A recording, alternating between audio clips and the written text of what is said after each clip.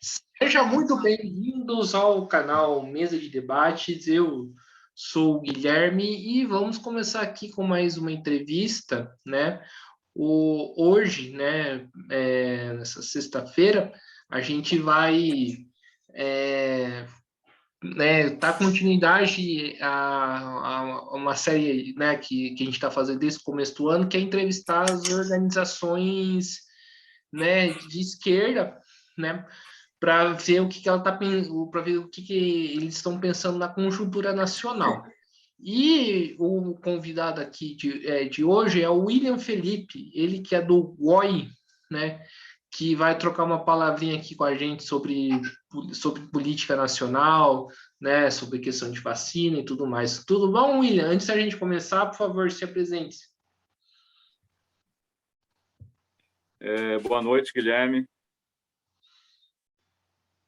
Boa noite. Obrigado pela oportunidade da gente poder conversar com você e com as pessoas que seguem o seu canal.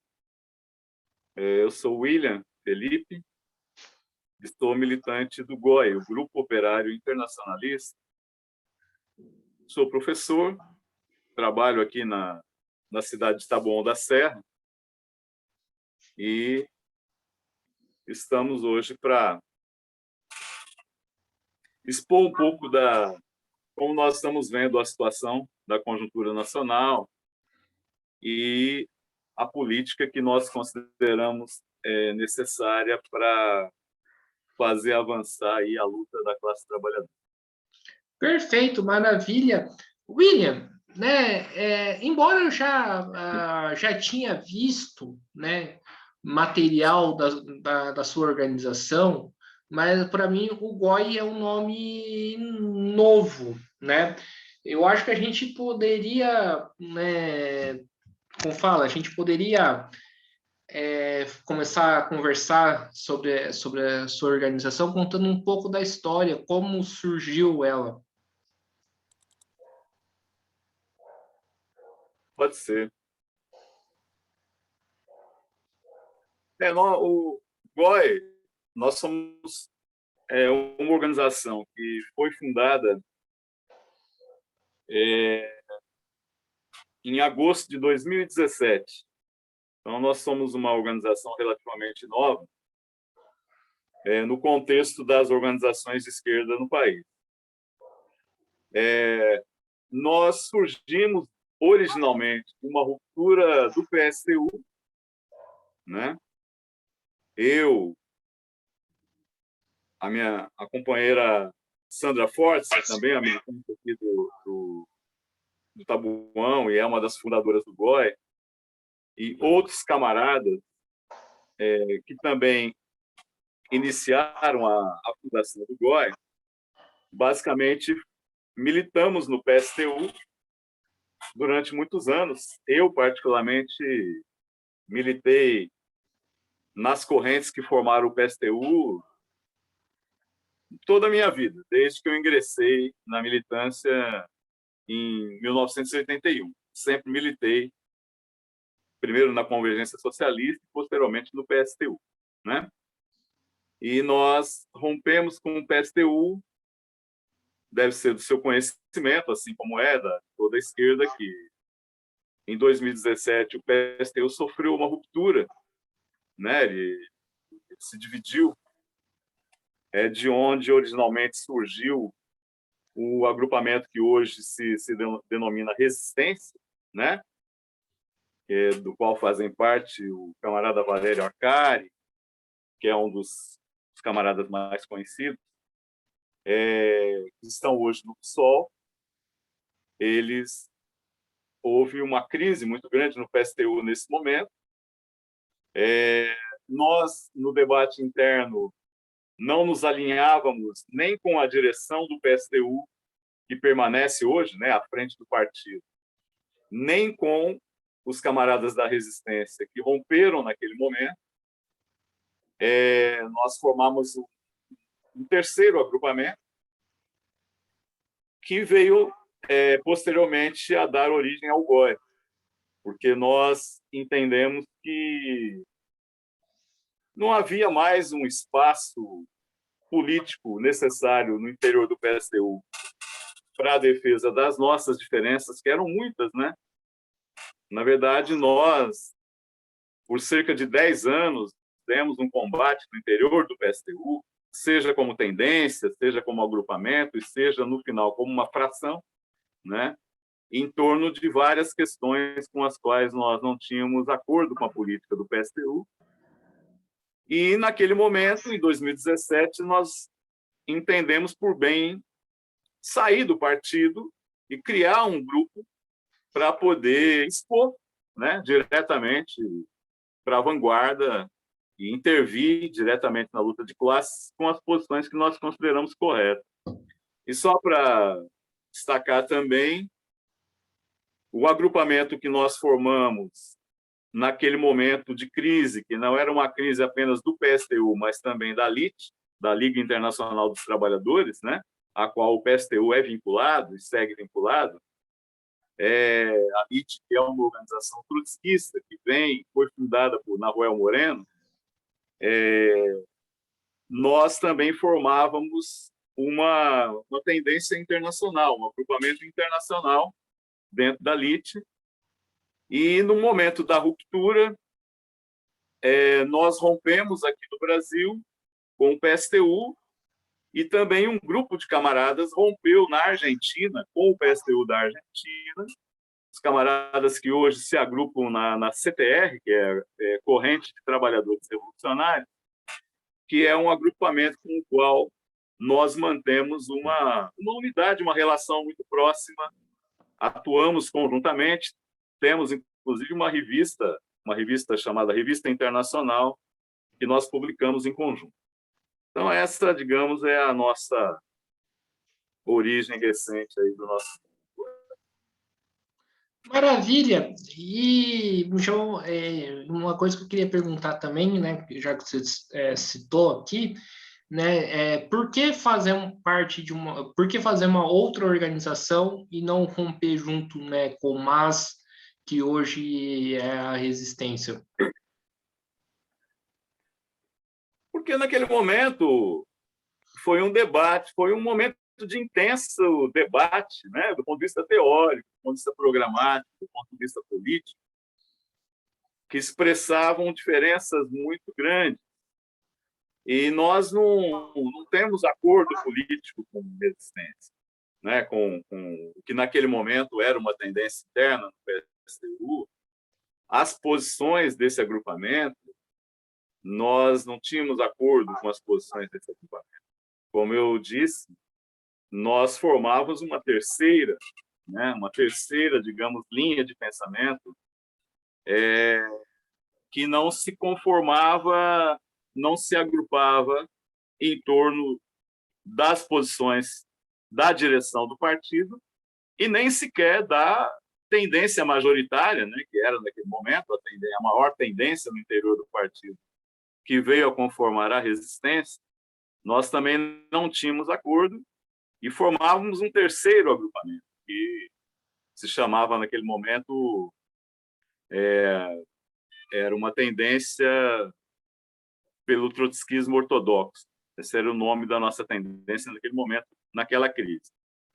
E, inclusive, hoje nós mantemos, né, acho que as diferenças que nós tínhamos naquele momento com o PSTU e com a resistência não só se mantêm, como se aprofundaram no último período.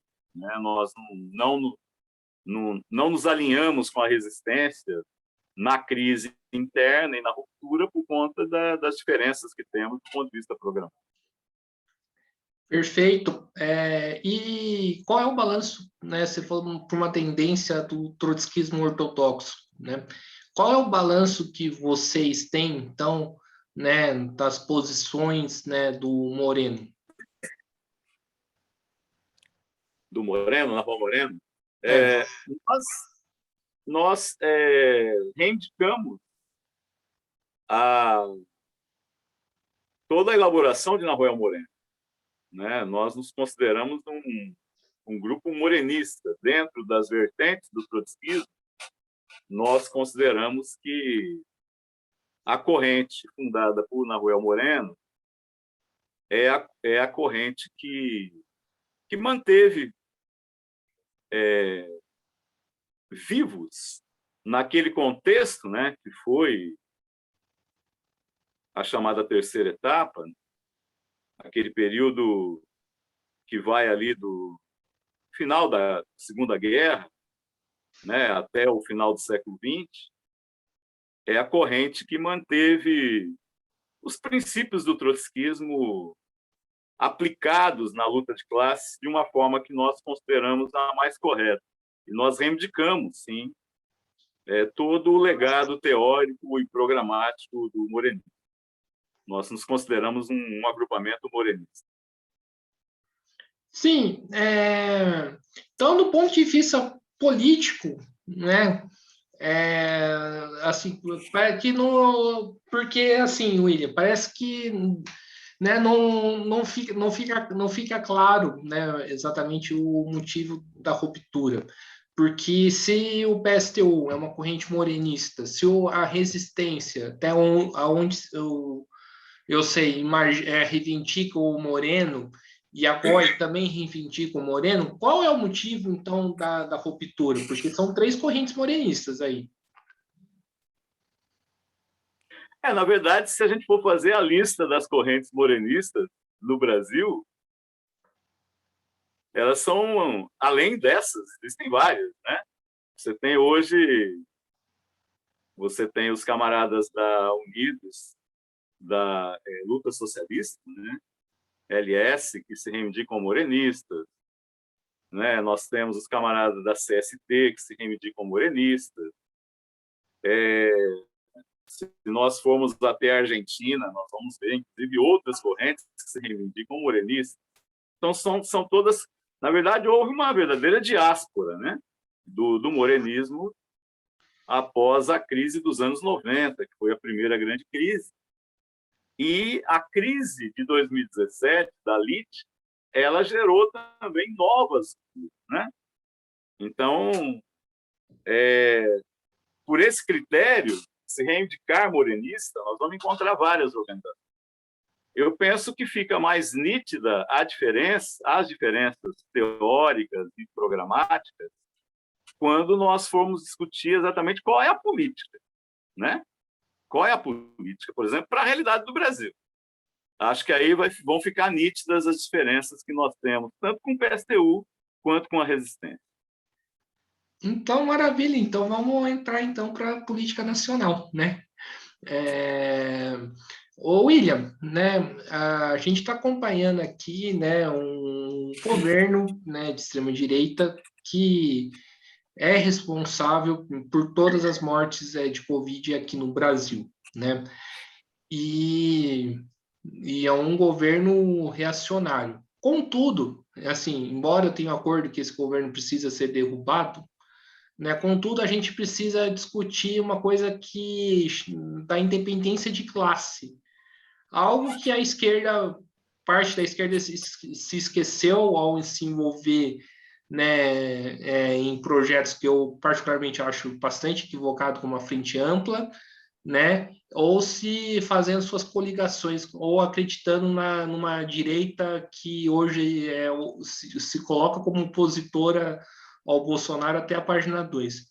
Qual a importância para você e para a sua organização buscar a independência de classe para poder derrotar esse governo? Nós consideramos que a questão da independência de classe ela é uma das tarefas, talvez seja a tarefa mais importante e mais urgente, né, da classe trabalhadora, não só no Brasil, mas no mundo. Nós, como uma corrente trotskista, nós, levando em conta a principal obra de Trotsky, do ponto de vista programático, que é o Programa de Transição, em que Trotsky ele coloca que o principal problema da humanidade é a crise de direção revolucionária. E o que significa a crise de direção revolucionária? Nós temos hoje o movimento dos trabalhadores dirigido por correntes como é o caso do PT aqui no Brasil, né, que é o principal partido que dirige o movimento, Lula, que dirige a CUT, que dirige a maioria dos sindicatos mais importantes, que dirige a maioria dos movimentos populares, e, inclusive, é a referência para a maioria dos setores de vanguarda que integram hoje os coletivos, né? Os vários coletivos que tem de luta feminista, antirracista, LGBTQI+.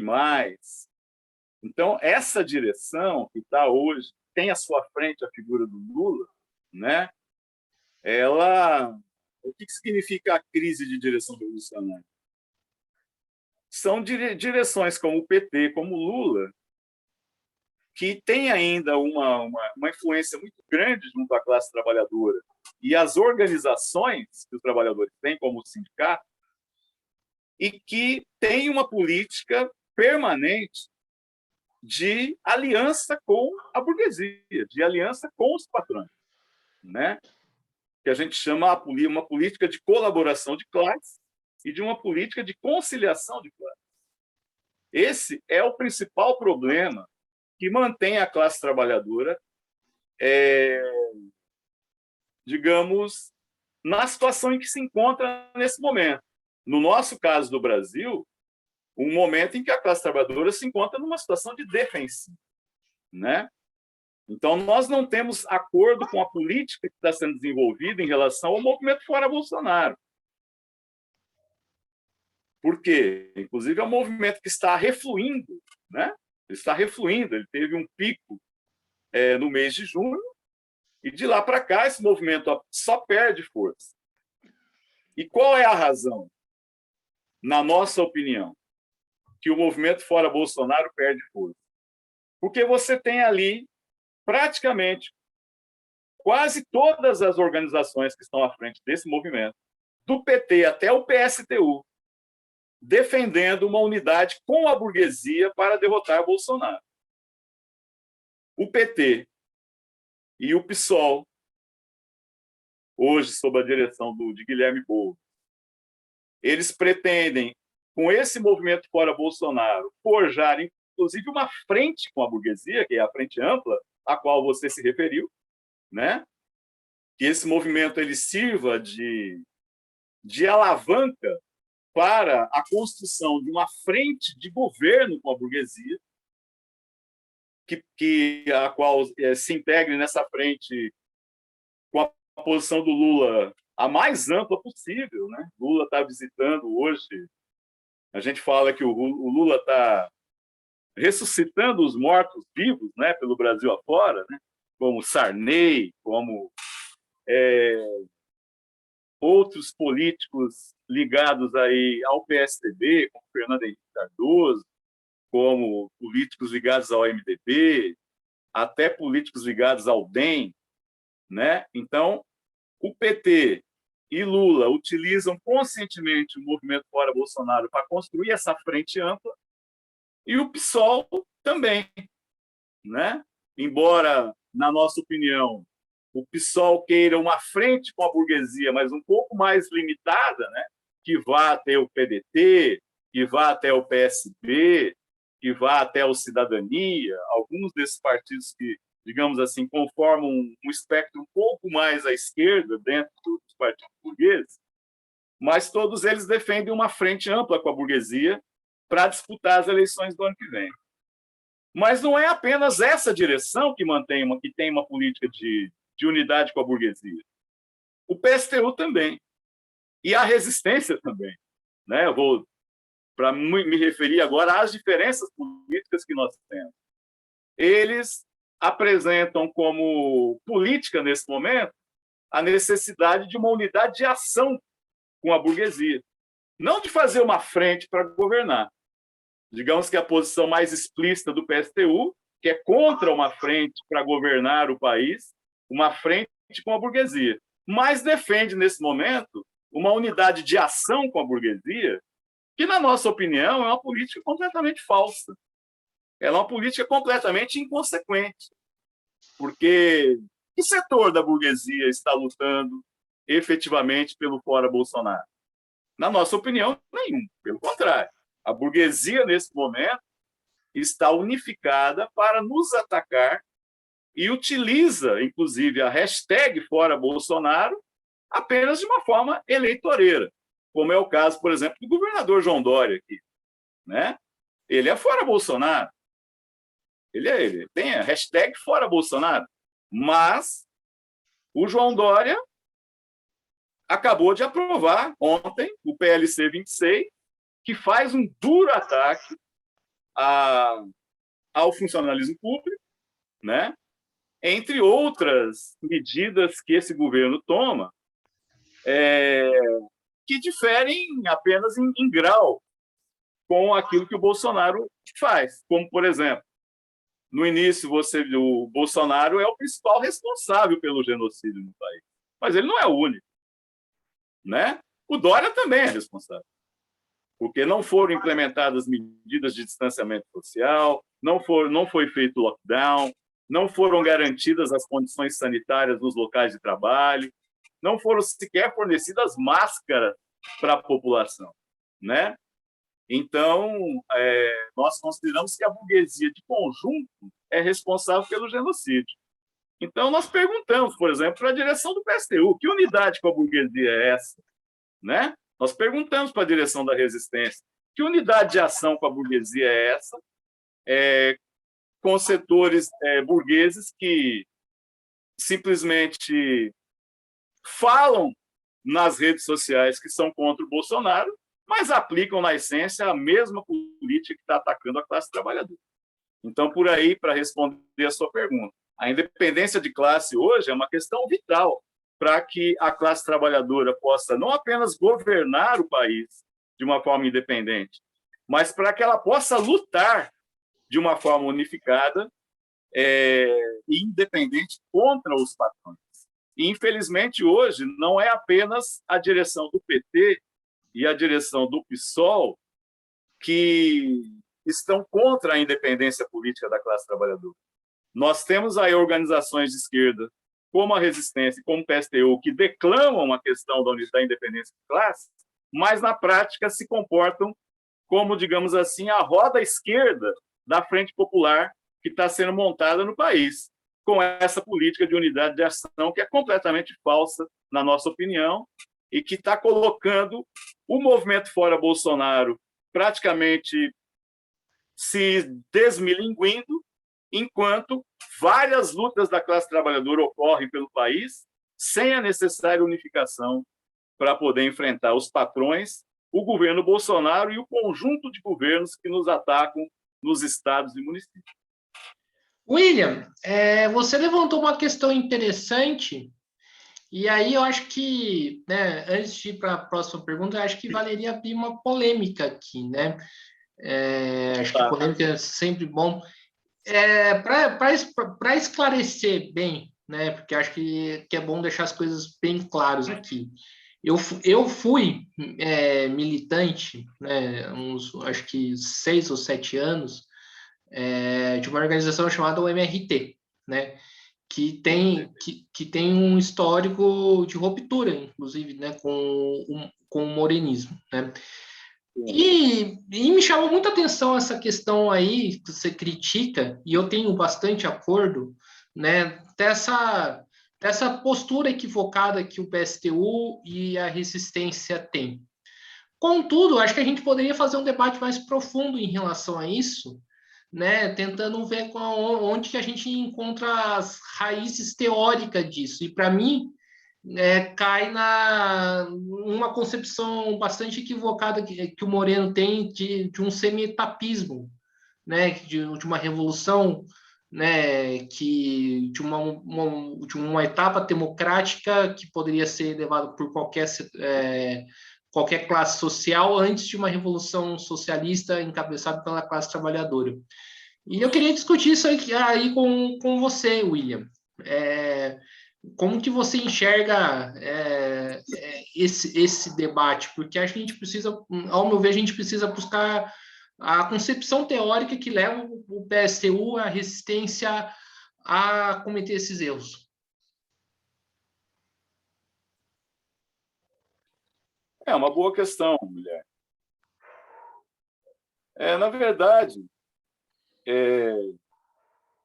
nós não temos acordo com a formulação, como você diz, o MRT, ele tem, através da corrente argentina, o PTS, né?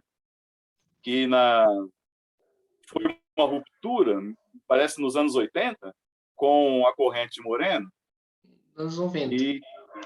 e que faz essa crítica, né, de que Moreno teria uma concepção etapista, Semi-etapista.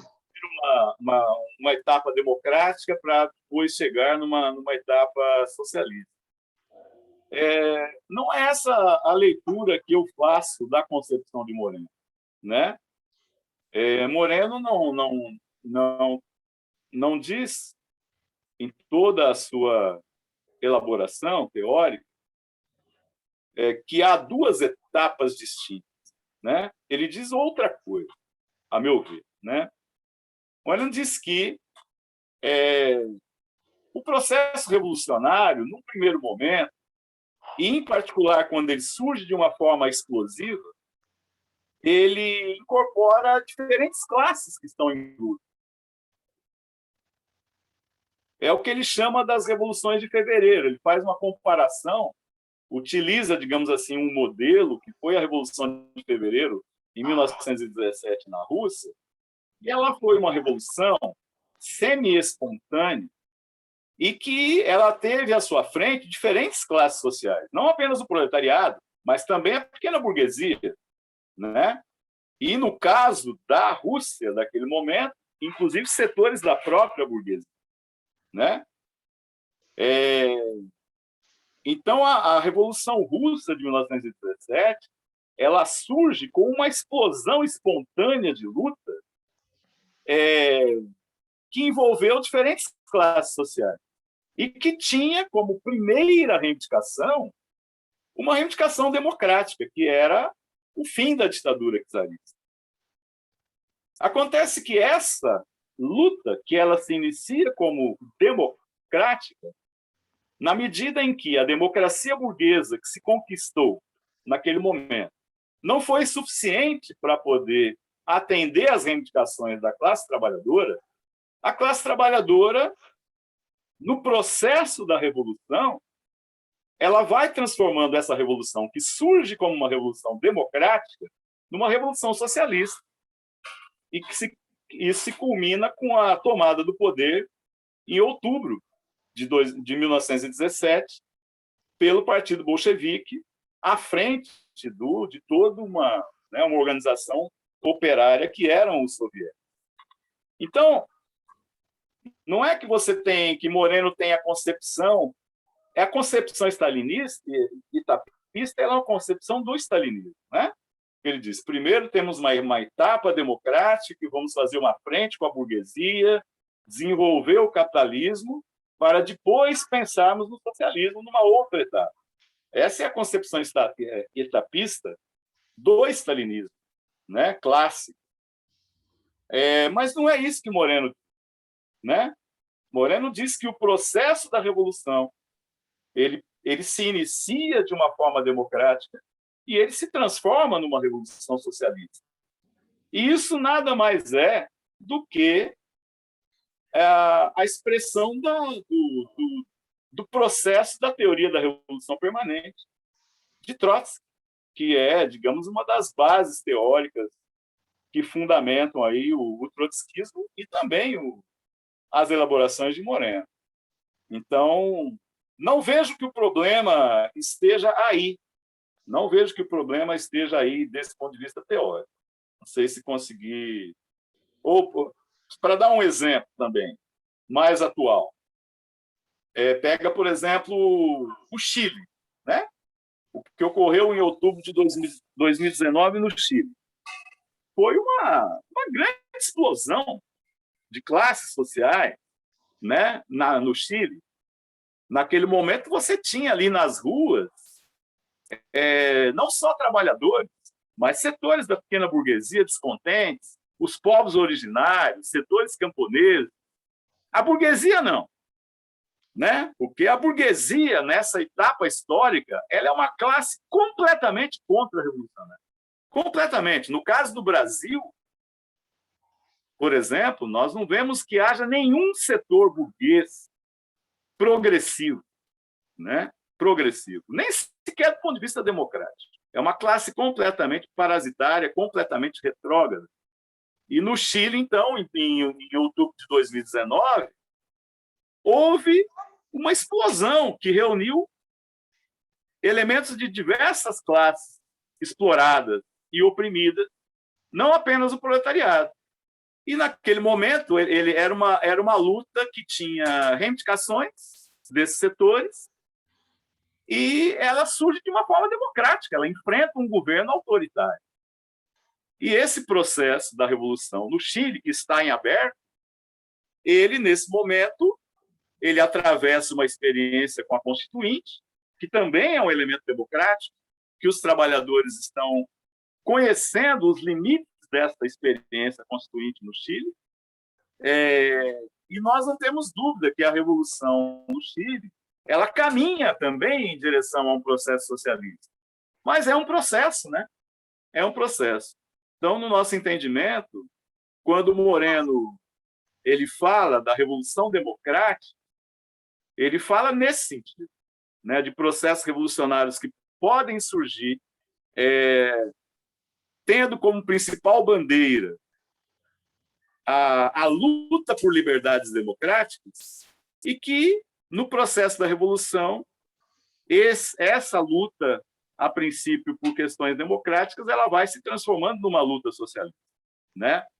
Outro exemplo muito importante que nós podemos também depois aprofundar foi a Primavera Árabe. Você pega a Primavera Árabe, foram processos de revoluções que ocorreram em vários países do mundo árabe, que são processos de luta que surgem pela democracia, né? Contra a opressão política, contra a opressão que se manifesta de diversas formas, e é um processo que ele se desenvolve como uma revolução socialista.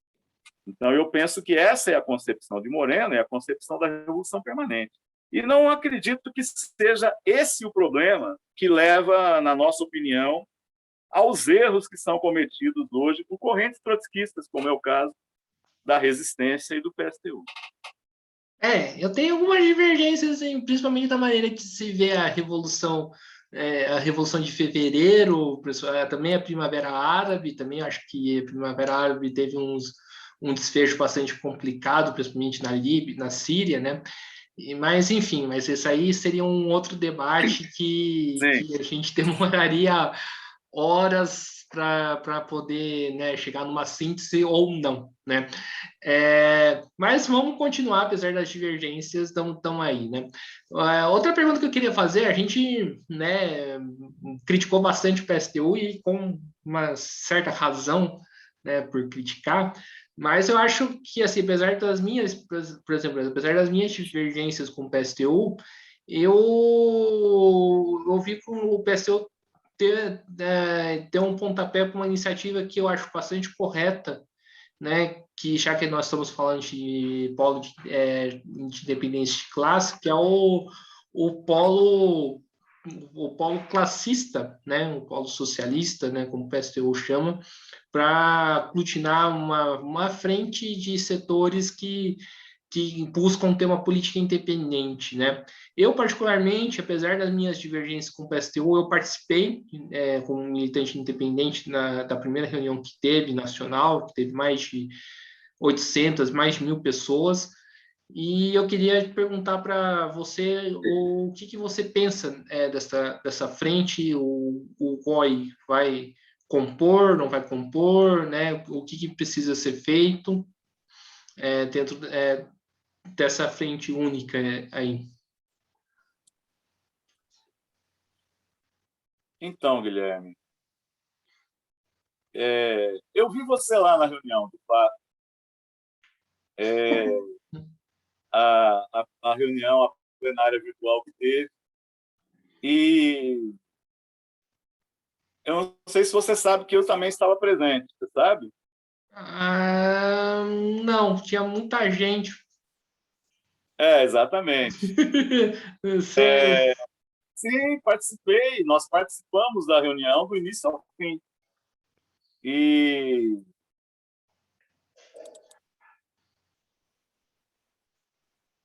nós, assim, nós publicamos uma resposta do GOI, né? Nós já fizemos por escrito nas redes sociais uma resposta do GOI a essa proposta do PSTU. Quer dizer, nós, a princípio, para resumir, nós consideramos que é uma necessidade, né, a unificação dos setores que defendem a independência de classe e que defendem a Revolução Socialista. Nós, nesse sentido, nós saudamos a iniciativa do PSTU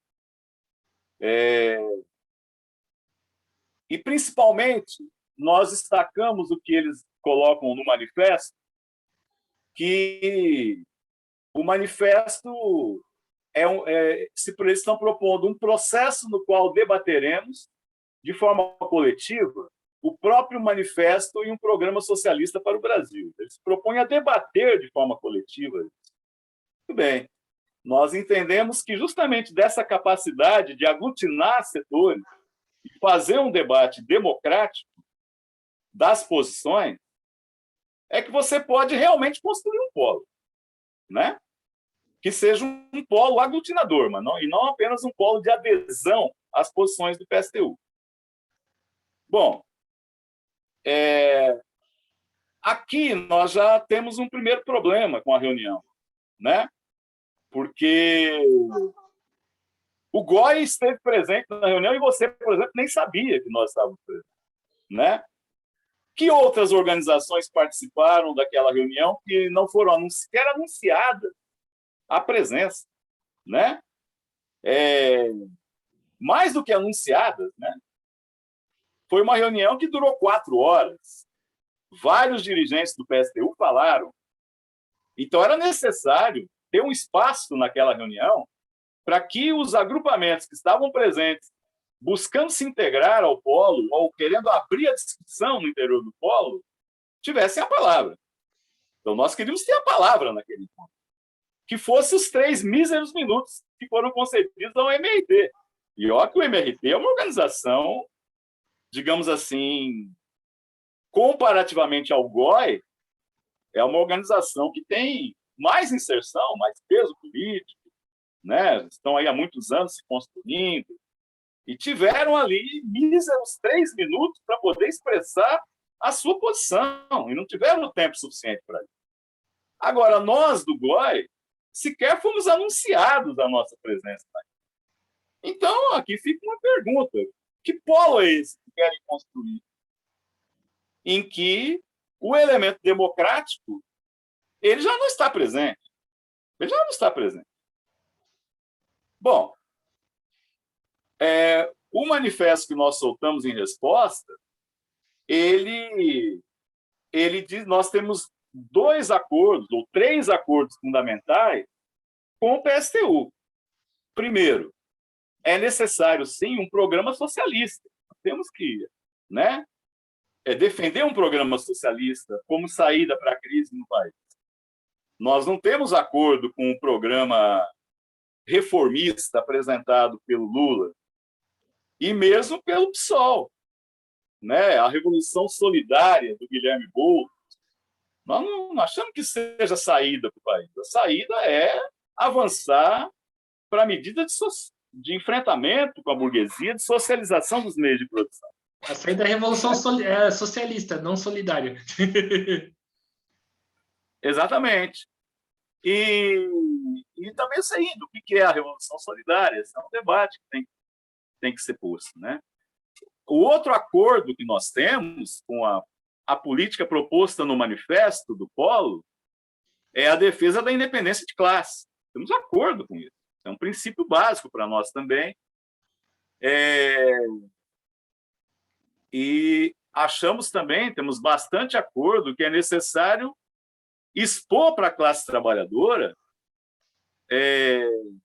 denunciar de uma forma paciente para a classe trabalhadora o que é a política do PT nesse momento, do Lula, e a política do Boulos também, de fazer essa aliança com a burguesia do ponto de vista estratégico do governo. Nós temos acordo em fazer isso. E o terceiro grande acordo que nós temos é que é necessário lutar pela derrubada do governo Bolsonaro-Mourão. Nós temos que lutar agora para derrubar isso. Né? Nós não podemos apontar como saída apenas as eleições do ano que vem, que vão se realizar daqui a um ano. Daqui a um ano, no meio dessa crise toda e dos ataques que estamos sofrendo.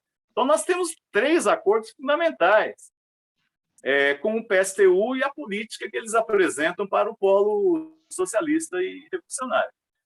Agora, nós temos divergências também, né? Nós temos divergências.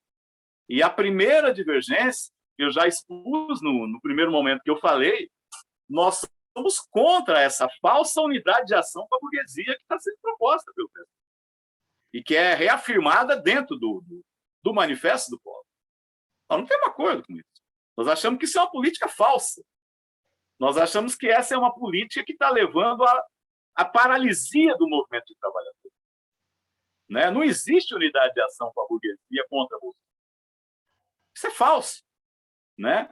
E nós queríamos discutir, nós queremos debater. O Polo é um espaço democrático para a construção de uma unidade, de uma frente classista. Nós queremos debater. E o MRT também não tem acordo com isso. Né? Até onde eu estou acompanhando a política do MRT. Agora, não houve espaço para debate dessa questão nessa reunião. Né? E aí nós perguntamos ao PSTU, vai seguir sendo assim a política do Polo? Ou seja, nós temos que... não vamos ter espaço para discutir não apenas o que temos acordo, mas também as diferenças para poder amadurecer esse processo de unificação? E o segundo ponto de diferença que nós temos, de divergência, é que nós entendemos que, para a gente combater a política de frente ampla, nós temos que dialogar com a classe trabalhadora. Por quê? Essa política de que é necessário fazer uma coligação com os patrões, que é necessário uma frente para poder derrotar Bolsonaro e construir um governo com essas características, na nossa opinião, a grande maioria da classe trabalhadora, dos seus setores mais organizados, mais conscientes, tem acordo com essa política. Né? A maioria da vanguarda ativista. Se a gente for pegar, por exemplo, as centenas de milhares de ativistas que estão indo para as ruas na luta do Fora Bolsonaro, a maioria desses companheiros e companheiras acredita na política do Lula, de que tem que formar, sim, uma frente com a burguesia para governar. É necessário dialogar com esse setor. Então, nós temos que desenvolver uma política, uma tática, para incidir sobre esse setor. E não basta simplesmente denunciar a política traidora do Lula, não basta simplesmente dizer como foram os governos da Frente Popular no passado. É necessário exigir que Lula e Boulos rompam com essa política e construam uma saída em direção a um governo da classe trabalhadora sem patrões. E achamos que o polo socialista ele tem que ter essa política. Né? E, por fim, há um terceiro elemento que nós consideramos muito importante, que não basta você fazer política de polo socialista para nós mesmos. Né? Essa política, que é construir uma saída revolucionária e socialista para o Brasil, essa política que é lutar para derrotar Bolsonaro nas ruas e nas lutas agora, ela tem que ser levada para as bases do PT, para as bases do PSOL. Né? Esse polo socialista, se ele vai se conformar, ele tem que ir lá para o ABC, nas fábricas do ABC, fazer o confronto com a política do PT lá. Ele tem que vir para a base da força sindical aqui em São Paulo e fazer o confronto político nas bases da força sindical aqui, nas fábricas aqui de São Paulo e pelo país todo, né? Então não basta você juntar a sua turma, né, e ficar fazendo propaganda na internet. É necessário disputar nos locais em que a burocracia é forte. E esse é um desafio que está posto, não apenas para o PSTU, mas para o conjunto das organizações que hoje se apresentam como defensoras da independência de classe, inclusive para nós, né? Para nós do GOI. Agora, é isso, né? Nós entendemos que para você forjar um processo que seja real de unificação de forças, o primeiro critério é você ouvir as pessoas. Esse é o primeiro critério. Você tem que ter um espaço que efetivamente seja democrático, em que se possam discutir os acordos e as diferenças, porque existem diferenças, né? Se não houvesse diferenças, não era necessário fazer uma frente. Seriam todos do mesmo partido. Então, nós, assim, ficamos bastante, não vou dizer decepcionados, mas nós ficamos bastante descontentes com essa primeira reunião, a forma como ela foi organizada, e que levanta bastante dúvidas da capacidade que a direção do PSTU vai ter de efetivamente aglutinar em torno de si os setores que estão lutando hoje pela independência de classe contra a Frente Popular, a Frente Ampla no nosso país. Considerações bastante pertinentes. Inclusive, uma coisa que depois você pode, né, comentar, uma coisa que eu achei que ficou muito, né, eu comentei com companheiros que estão ainda no MRT, né, uma coisa que eu percebi que, né, ficou uma coisa meio, falou muito do socialismo, mas não falou um pouco de como intervir nas lutas reais.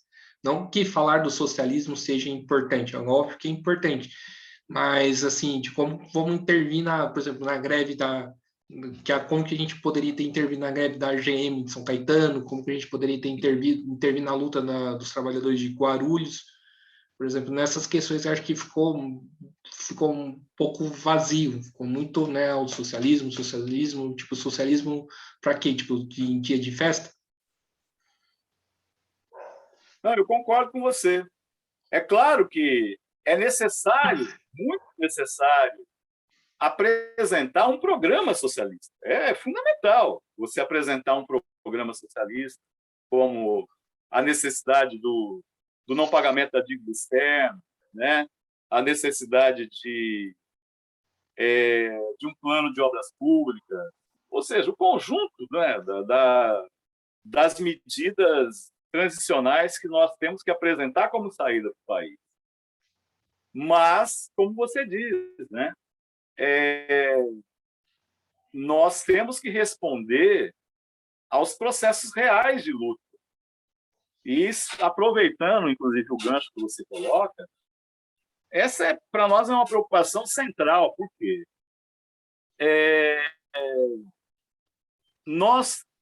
as lutas estão dispersas, né? A classe trabalhadora, a nosso ver, a classe trabalhadora se encontra num momento de defensiva, numa conjuntura defensiva, né? Essa conjuntura defensiva ela se abriu em 2017, né? Você deve se lembrar, deve certamente ter participado do que foram as lutas em 2017 contra o Temer, né? A greve geral, principalmente, e aquele movimento que foi feito em Brasília, 100 mil pessoas, enfrentando diretamente as tropas naquele momento. E, naquele momento, a burocracia sindical e Lula, à frente, chamou a não derrubar o Temer. E aquele movimento refluiu. Aquilo foi uma oportunidade de luta perdida, na verdade, traída pelas direções burocráticas, e que possibilitou que, inclusive, aquele governo tão frágil que era o governo do Temer, um governo que tinha 5% de aprovação popular, um governo odiado pela classe trabalhadora, enfrentado nas ruas né, ele pudesse se recompor e aprovar um dos maiores golpes contra a classe trabalhadora, que foi a reforma trabalhista. A lei das terceirizações, a lei do teto dos gastos, a reforma do ensino médio. Veja só o conjunto de medidas que foram aprovadas, né, duros ataques à classe trabalhadora, que foram aprovados por aquele governinho do tempo, né? E por que isso ocorre? Porque a classe trabalhadora não lutou? Não, a classe trabalhadora fez uma das maiores greves gerais, quer dizer, desde 1989, não tinha havido uma greve geral como a que ocorreu em, se não me engano, a data 24 de abril de 2017. E aquele momento foi desperdiçado pela política das direções. E de lá para cá, a gente vem tendo muitas derrotas da classe trabalhadora, né, em termos de perda de direitos. Em termos de perda de direitos.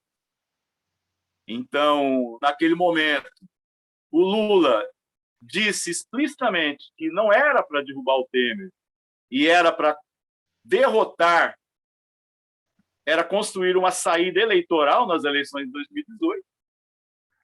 O que tem muito errado, diga-se de passagem. Completamente errado, inclusive porque quem ganhou foi o Bolsonaro. Uma política, foi uma política depois da traição da greve geral de 2017, que nós tivemos a prisão do Lula, né? E tivemos todos esses ataques que foram feitos pelo Temer, e no final das contas, em 2018, o Bolsonaro se elege. E nós temos aí hoje um governo com essas características. O que é o governo Bolsonaro? Na nossa opinião, o governo Bolsonaro, ele reúne os setores burgueses mais decididos, né? Mais decididos a esmagar a classe trabalhadora, né? A nos derrotar em todos os sentidos. É o governo que quer entregar o país para o imperialismo americano, que quer devastar a Amazônia, é um governo que quer implantar um sistema de ensino homofóbico, racista, né, machista. Ou seja, todas essas características que tem o bolsonarismo e que propiciam, nesse momento, um movimento de massas no país que aglutina e que gesta no seu interior o fascismo, né? Se Bolsonaro não é diretamente ainda o fascismo, mas o movimento que ele hoje organiza no país, que é um movimento de massas, né? Ele propicia o desenvolvimento do fascismo, e o governo que ele tem, particularmente o governo como se encontra configurado nesse momento, né, que são os setores mais fiéis ao bolsonarismo, e o Centrão, é um governo completamente reacionário. E os trabalhadores seguem perdendo, né? Seguem perdendo. Então, você citou o caso da greve da General Motors, uma greve importantíssima, né? Importantíssima, que mostra o quê? A disposição de luta da classe operária para defender o salário, né, e as condições de trabalho. Né? Ali havia uma luta muito importante, que era a defesa dos trabalhadores lesionados, que a empresa quer demitir, né? Não quer garantir esses direitos para os trabalhadores lesionados, além das questões salariais. E o que aconteceu com aquela greve? Ela foi traída pela direção, né? Na medida em que a justiça determinou a volta ao trabalho, os trabalhadores seguiam com disposição de luta e a direção simplesmente abandonou a sua própria sorte, os trabalhadores. Mas essa não é a primeira luta. Nós vamos recordar, há quase 2 anos atrás já, o que foi a greve da Renault. Você deve estar lembrado, a greve da Renault, no Paraná, contra as demissões. Foi uma greve muito importante também, naquele momento. Assim como existem inúmeras lutas no país que estão abandonadas à própria sorte. Abandonadas à própria sorte. Agora, é necessário ter uma resposta política para essas lutas, né? É necessário ter uma resposta política para essas lutas. Por isso que nós entendemos que o polo, ele até deveria partir disso, né? Ele deveria partir disso, porque, por exemplo, o acordo em torno de uma saída socialista para o país é uma coisa bastante comum entre nós. Por exemplo, nós do GOI, o PSTU, o MRT, todos os setores que podem se aglutinar em torno desse polo têm pleno acordo com o programa socialista que é necessário para o país. Talvez com um ou outro detalhe aqui, mas são detalhes apenas. Agora, o que é necessário construir para que esse polo efetivamente se transforme numa ferramenta? É uma resposta para a intervenção nas lutas que estão ocorrendo. Agora, justamente aí é que mora o problema, né? Por quê? Quando você diz, nesse momento é necessário estar junto com a burguesia para enfrentar Bolsonaro, como é que funciona isso? Vamos fazer uma alegoria aqui, tá? Então, digamos o seguinte, domingo, o Dória vai estar junto com a gente na Avenida Paulista, não é isso?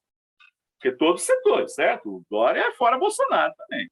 Então, domingo, no ato de domingo, do sábado, o Dória vai estar conosco lá, gritando fora Bolsonaro. Vai tomar a palavra, nós vamos ter que ouvir o Dória, inclusive aplaudi-lo, né? Porque ali é a unidade de ação, beleza? Aí, na segunda-feira, nós vamos para a Assembleia Legislativa para derrotar a política do Dória, que está massacrando os trabalhadores do funcionalismo público. É assim que funciona, então? Essa é a unidade de ação para a burguesia? Não, isso está errado. Está errado. O que é necessário ser feito?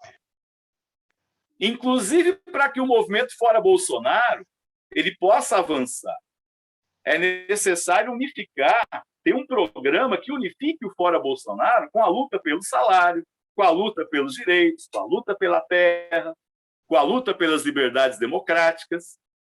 E esse programa de luta imediata da classe trabalhadora, ele não pode ser feito junto com a burguesia. Esse é um programa de independência de classe, de luta da classe trabalhadora com os seus métodos. Outra questão. Como que o trabalhador vai participar dos atos na Avenida Paulista? Você sabe quanto está uma passagem de ônibus, né? No caso aqui, nós moramos aqui em Taboão da Serra. Para a gente ir até a Avenida Paulista e voltar, nós gastamos mais de R$20. Só de passagem de ônibus. Que trabalhador consegue participar de um movimento desse? Então, esse não é um movimento que está sendo organizado para que o trabalhador possa participar. Como que o trabalhador pode participar? Fazendo um dia de luta, de greve no país. Com paralisações nos locais de trabalho, com manifestações nos locais que o trabalhador possa participar, como foi no processo de preparação da greve geral de 2017, que você tinha lutas em todos os locais, os trabalhadores paralisavam as suas atividades de forma unificada. Dessa forma, nós podemos enfrentar, de fato, o Bolsonaro e fazer avançar o movimento de luta. Mas não é essa a política das direções do movimento. E o que é que o PSTU diz em relação a isso? O que o Polo tem a dizer em relação a isso?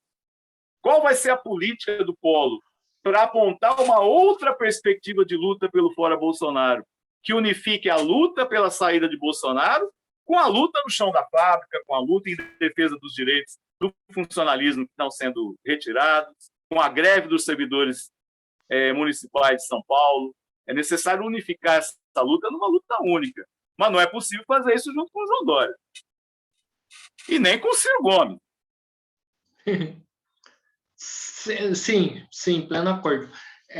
O William, outro elemento que a gente precisaria discutir, né, para a gente finalizar aqui o nosso papo, né, em relação, né, aos sindicatos e às centrais sindicais, né? Você citou aí o governo Temer, a gente tem o governo Bolsonaro. Assim, eu sempre costumo falar que motivos não faltam para ter uma grande mobilização, porque o que está um absurdo, né? O que acontece de absurdo desde do golpe, até mesmo antes do golpe com o governo do PT, mas principalmente pós-golpe, O que aconteceu de absurdo não está escrito, né, em lugar nenhum, porque assim, a gente chega a uma situação onde que as pessoas estão na fila do osso. Contudo, né, a gente não vê uma mobilização aí das centrais sindicais, né, dos sindicatos, para poder, né, organizar uma greve geral, para poder, né, pôr um basta, né, nisso tudo que está acontecendo no país. Né? Na sua opinião, por que isso acontece? Por que as centrais sindicais estão tão para trás? Bom, uma razão imediata, digamos assim, na nossa opinião, é que é a política da frente ampla. Né? Todas essas direções estão hoje embarcadas na política de frente ampla. O que é a frente ampla? É buscar acordos com os partidos patronais, acordos com a própria burguesia, né? Você deve estar acompanhando, por exemplo, uma das pessoas que é cotada para ser vice do Lula é a Luísa Trajano. Inclusive, saiu uma longa entrevista importante com ela no Estadão, acho que domingo. Então, a Frente Ampla ela requer o seguinte: o Lula ele se apresenta como o grande unificador da nação. O grande unificador de um governo que vai unificar o conjunto das classes, que vai buscar soluções para todos, etc. E essa política, ela pressupõe não ter luta. Não tem que ter luta contra os patrões nos locais de trabalho. Não tem que ter luta do funcionalismo para enfrentar os ataques que nós estamos sofrendo. Por exemplo, aqui em Taboão da Serra, o governo cortou o 14º salário dos trabalhadores. Né? Eu não sei se você acompanhou as manifestações que ocorreram hoje em Mauá, em várias cidades do ABC, das trabalhadoras da limpeza, das escolas que são terceirizadas, e que simplesmente não estão recebendo salário, nem os benefícios. Um setor extremamente explorado. E inúmeras, né, situações que nós estamos vivendo, como você colocou, quer dizer, os ataques são brutais sobre a nossa classe. E existem lutas de resistência. Né? Por que os sindicatos não estão organizando essa luta, não estão se colocando à frente dessa luta? Uma razão momentânea, conjuntural, é a frente ampla que está sendo montada com a burguesia. Né? Eles não querem enfrentar a burguesia. Eles não querem levantar poeira. É deixar a situação, empurrar com a barriga os problemas para as eleições do ano que vem. Né? É como se fosse dado o seguinte recado para o trabalhador: não adianta lutar. Nós temos que eleger o Lula em 2022. É por isso que a burocracia não está organizando a luta. Agora, existe uma razão mais de fundo, né? Digamos, mais estrutural, que é o processo de burocratização. Quer dizer, a burocracia sindical, que já era um setor parasitário da classe trabalhadora, que controla o sindicato e transforma os sindicatos não em ferramentas de luta, né, mas em instrumentos a serviço dos patrões para que não haja luta. Esse é o papel que vem cumprindo a força sindical, esse é o papel no qual se transformou, inclusive, a CUT, principalmente nos anos em que do governo Lula, né, que foi a principal central que fez de tudo para impedir que a classe trabalhadora lutasse, e que posteriormente segue também com essa política. Vamos abrir um parênteses aqui. A questão da privatização dos Correios. Isso é a privatização está aí, já está em pauta do Congresso Nacional. Só falta colocar para votar. E o que a burocracia sindical da FENTEC, da FINDEC, está fazendo? Esperando quando for colocar em votação, para chamar alguma luta dos trabalhadores, não está organizando essa luta pela base. O que é que explica isso? Né? Porque não estão apostando no terreno da luta. Então, essas burocracias sindicais, elas, com o fim do imposto sindical, né, que parte da reforma trabalhista foi o fim do imposto sindical, elas se transformaram em ainda mais conservadoras e ainda mais impotentes, né? Porque se antes, com a grana do imposto sindical, você poderia colocar um carro de som na Paulista, encher de bola de aqueles balões com o nome das centrais, pagar pessoas para distribuir panfletos, você tinha dinheiro para fazer uma farsa de luta, esse dinheiro já não existe mais. Então, essa burocracia, ela se transformou 100 vezes em mais imobilista, né? Agora, isso a gente já sabe, né? Essa história não é nova para nós. Agora, a questão que nós queremos discutir, inclusive dentro do Polo, a questão é o seguinte: mas e a esquerda? E a CSP com lutas? E a intersindical? Qual é a política? Não basta você ir para reuniões de cúpula, não basta você ir para em cima de um caminhão de som e dizer lá o seguinte: temos que organizar a greve geral. Não basta você falar que tem que organizar a greve geral. Por que a greve geral? E nós nem estamos chamando, nós nem, num primeiro plano, nós estamos colocando, nós estamos exigindo das centrais sindicais que organize um dia nacional de manifestações e paralisações para a preparação de uma greve geral. Mas nós temos que cobrar isso não apenas em cima do caminhão. Nós temos que ir lá na General Motors de São Caetano com um panfleto. Nós quem é? O Polo Socialista? A CSP com lutas, o PSTU, o GOI, todos os setores que querem construir uma alternativa de luta, nós temos que juntar essas organizações para ir para as bases da burocracia sindical e dizer o seguinte: olha, aqui é necessário unificar a luta. É necessário ter um trabalho de base para enfrentamento da burocracia sindical. E não apenas, e isso, na nossa opinião, não está sendo feito. Pelo contrário, né? Nós entendemos que existe quase que um pacto de convivência pacífica hoje entre a CSP com lutas, a Intersindical, a CUT, a Força Sindical. Não existe mais trabalho de disputa da direção na base da burocracia sindical. E isso reflete também um processo de burocratização que hoje é atravessado também à esquerda no país, né?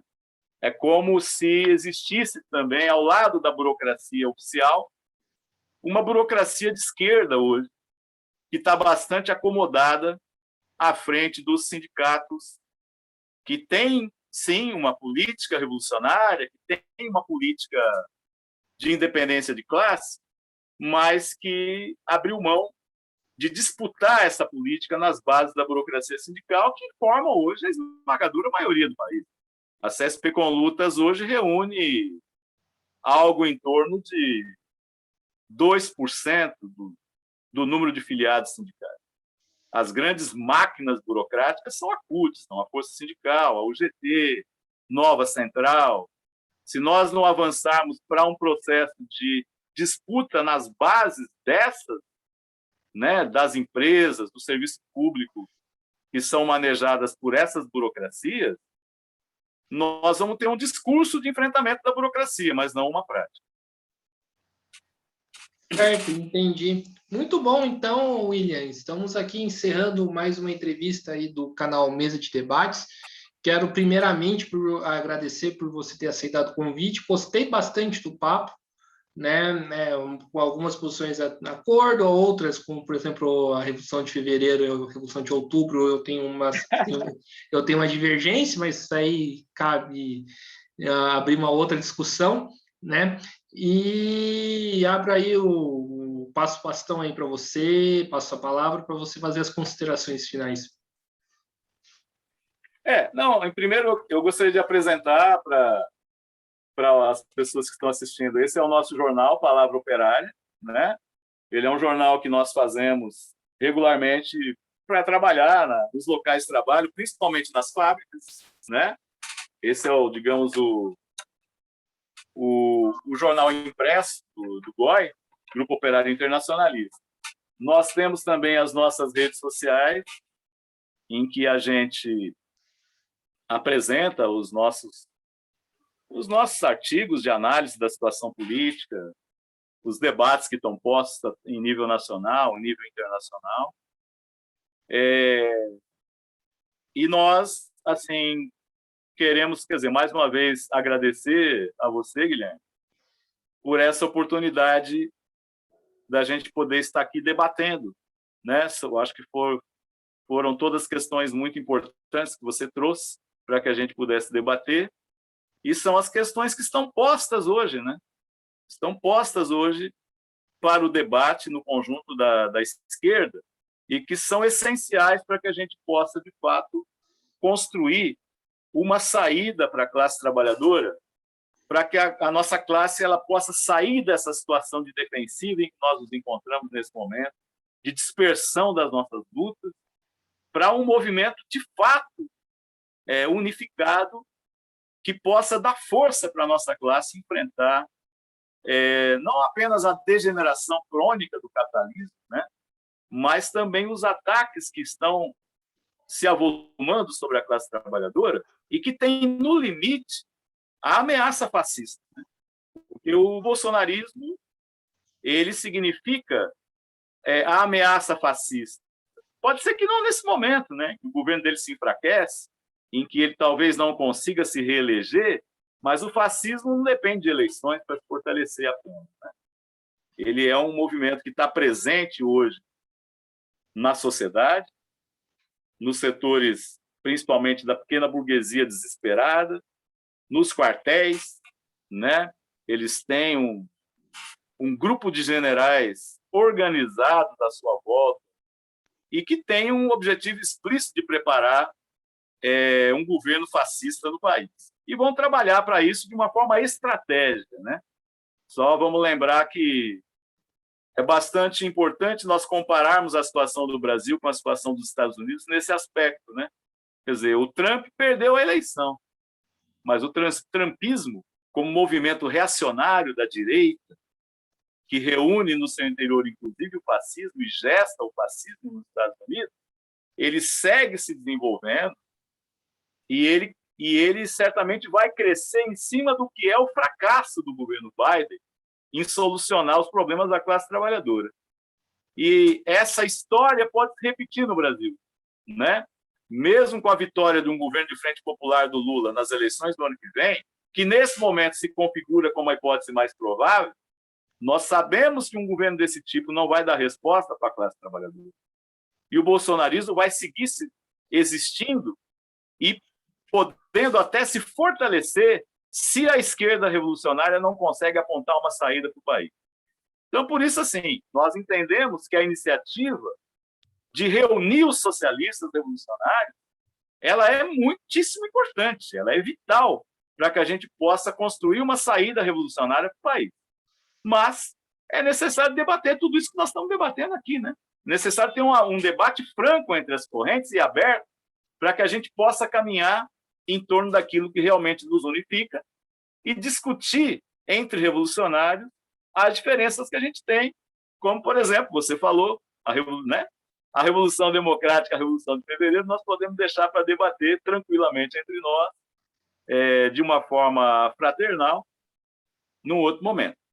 Mas é isso, nós convidamos as pessoas que estão nos assistindo a conhecer as posições do GOI. Nós somos uma pequena organização, mas que temos a pretensão, talvez, de entender que temos posições políticas a serem debatidas, né? Nós queremos contribuir junto à esquerda revolucionária no país para construirmos um programa e uma ferramenta de luta que aponte para os trabalhadores uma saída de revolução socialista, que é a única saída, a nosso ver, que pode resolver os problemas da classe trabalhadora em nosso país. Então é isso aí, William, mais uma vez, muito obrigado a você que estiver nos assistindo. Vamos lá, se inscrevam aí no canal podcast Mesa de Debates de Tudo Um Pouco, né? Curta esse vídeo, né? Comentem se concorda com o William, se discorda do William, também vamos abrir esse debate, né? Compartilhe nas redes sociais, em todas nessa rede vasta das redes sociais, Twitter, Facebook, Instagram, Telegram, compartilhe esse vídeo, outros vídeos também. Curta a nossa página do Facebook, Mesa de Debates de Tudo Um Pouco. E também siga a gente no Instagram e, né, acompanhe também o blog do Mesa de Debates, que é onde, inclusive, eu faço um texto, já que o William puxou essa questão do lulismo, não vai conseguir dar uma resposta para 2022, eu faço um texto discutindo isso. Inclusive, convido todos a lerem, né, porque não sei querendo me acabar, ficou bom o texto. Então, acho que é isso aí. Muito obrigado a todos. E até a próxima, pessoal. Fui.